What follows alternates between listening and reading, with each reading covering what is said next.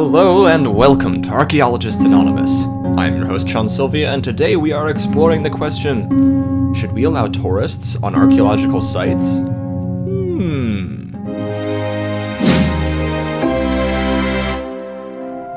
So for some introduction, even without tourists, archaeological sites are inherently at risk. Archaeologists have to deal with the forces of nature like, erosion, flooding, earthquakes. As time marches on, the remnants of our past civilizations can start fading away. Before we get to modern tourists, we have to be aware of the general fragility of archaeological sites. Should we allow destructive tourists to visit sites, bringing their trampling feet, oily fingers, humid breath, and all those other sorts of destructive forces? Or should we keep these sites carefully guarded, perfectly preserved, but inaccessible to the public?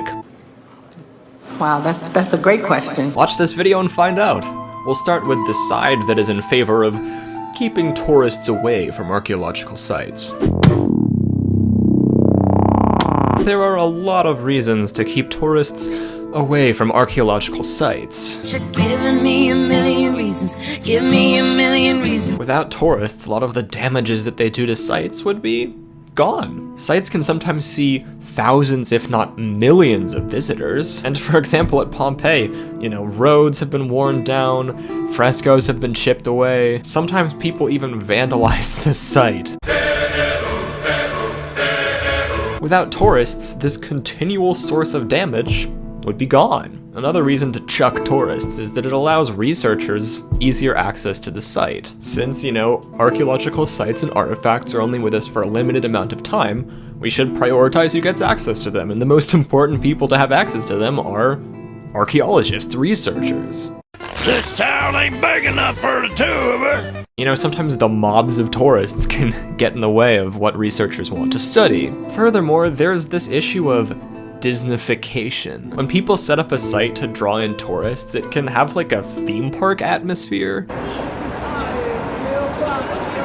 And that sort of vibe is a potentially problematic way to view the past. Is it okay, for example, to have a reenactor dress up as a historical person? Like, what if that person's George Washington? What if you have a reenactor dressing up as a slave? You can see how things get bad quick. Yikes. This sort of dress-up theme park vibe is not something that us anti-tourists are in favor of. Finally, tourists are dangerous because they can often completely misinterpret a site. I've heard of a hilarious instance in which a tourist casually explained to his wife that the perfectly circular hole in the roof of the Pantheon was caused by Allied bombs during World War II. Okay, so that's completely inaccurate, but harmless. But that's not always the case. Some tourists' ignorance can be actively dangerous. For example, many people think that Roman statues used to just be plain white marble, and they use this to justify narratives like white supremacy. This is completely inaccurate. These marble statues were originally painted, and in fact, many of the empire's subjects and even its emperors had darker skin because they were from the Near East or North Africa. So we who are against tourists and archaeological sites say, it's not worth the damaging effects and dangerous ignorance. Leave the sites to the experts. Those are some good points on the anti-tourism side. Let's hear from the pro-tourism side. We on the pro-side tourism also have some good points to offer. Archaeological tourism forms a vital part of many countries' economies, like Greece, Egypt, and Peru. Hello, I like money. Archaeological sites open for visitors bring in money and jobs, and if we were to kick tourists out of archaeological sites, it would hurt the local economies. Okay, Mr. Crab. Furthermore, the tourist economy really encourages governments to invest in archaeology, and that can be a powerful source of funding for future excavations and conservation projects. I don't dance now, I make money moves.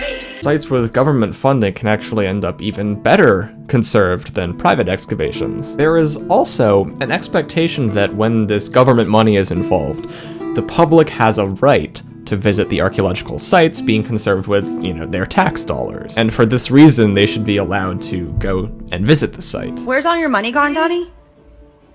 Taxes. Furthermore, we on the pro-tourist side of things argue that there is a universal human heritage at stake here. You know, we as human beings have a right to see the results of the civilizations that we've built. And at archaeological sites, people can gain a new perspective, see themselves and the world differently, and learn something new. Wait, it's all hyper-realistic cake? Always has been. We argue that this is an incredibly valuable experience that everyone deserves to get to have. One last point in favor of letting tourists in is that when you start banning tourists, it really opens a big can of worms. What is the point in preserving a site if hardly anyone can see it? If a tree falls in the forest, does anyone hear it? And who gets to decide which people have access to the site? On what authority does a modern government or a modern organization get to gatekeep? On what authority do they claim responsibility over and close access to the past?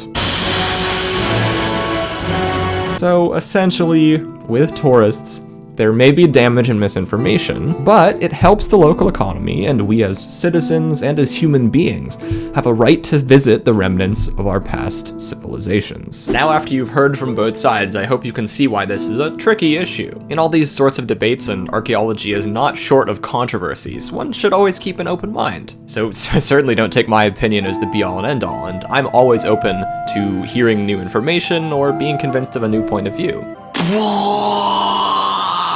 Now, about tourist and archaeological sites, I personally think that the best solution is to follow a middle path. I find the idea of archaeological sites as a universal human heritage pretty compelling, and I think that people today can get a lot out of learning about the people of the past and past societies. I also know that one of the reasons I personally got into this field was because I visited archaeological sites and really enjoyed the experience. I was myself an ignorant tourist at the time, but I have since grown interested in it and learned a lot more about what I saw.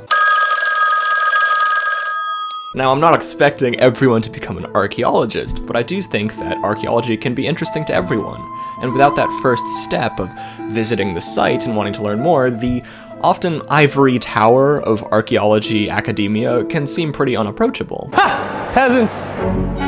It is also certainly too much of an ivory tower to ban tourists for ignorance, so I personally don't buy that argument. Oh, what a horrible looking bunch we seem to have. However, in order to make sure that we maximize the benefits of tourism and minimize the negatives, we have to be careful. A great example of minimizing potentially dangerous ignorance on the part of the public is at Mount Vernon. There, they devote a lot of attention to the problematic and painful history of slavery to make sure that no one comes away with the wrong perception of the complete history of Mount Vernon. Another example of how a site can mitigate damages is regularly shutting down for conservation work. And this can be done in the tourism off-season. Sites can also put a cap on hourly entry, limit access to cruise ship mobs who happen to be some of the worst offenders. I don't know why, but specifically cruise ship tourists seem to be notorious.